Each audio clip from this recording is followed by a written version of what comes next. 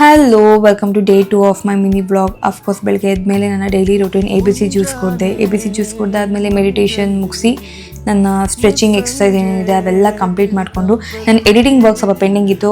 Vlog ಶೂಟ್ದೊಂದು editing pending ಇತ್ತು, ಅದೆಲ್ಲ ಕಂಪ್ಲೀಟ್ ಮಾಡ್ಕೊಂಡ್ಮೇಲೆ ಕಾಫಿ ಕುಡ್ದಾದ್ಮೇಲೆ ಸಣ್ಣ ಪುಟ್ಟ ಮನೆ ಕೆಲಸಗಳು ಏನೇನಿದೆ ಅದೆಲ್ಲ ಕಂಪ್ಲೀಟ್ ಮಾಡಿಕೊಂಡೆ. ಅಮ್ಮಂಗೂ ಸ್ವಲ್ಪ ಹೆಲ್ಪ್ ಆಗಬೇಕಲ್ಲ, ಸೊ ಎಲ್ಲ ಮಾಡಾದ್ಮೇಲೆ ನಾನು ಫ್ರೆಶ್ ಅಪ್ ಆಗಿದೆ. ಯಾಕಂದರೆ ಇವತ್ತು ಸಹ ನಾನು ಹಾಸ್ಪಿಟ್ಲಿಗೆ ಹೋಗಬೇಕಿತ್ತು ನನ್ನ ಡೆಂಟಲ್ ಟ್ರೀಟ್ಮೆಂಟ್ಗೆ. ಲಕಿಲಿ ಇವತ್ತು ನಾನು ಥೆರಪಿ ಸೆಂಟರ್ಗೆ ಹೋಗೋ ಆಗಿಲ್ಲ, ಅಣ್ಣ ಕರ್ಕೊಂಡು ಹೋಗ್ತೀನಿ ಅಂತ ಹೇಳಿದ್ದ. ಸೊ ಟಿಫನ್ ಮಾಡಿಕೊಂಡು ರೆಡಿ ಆದಮೇಲೆ ನಾನು ಹಾಸ್ಪಿಟ್ಲಿಗೆ ಹೋದೆ.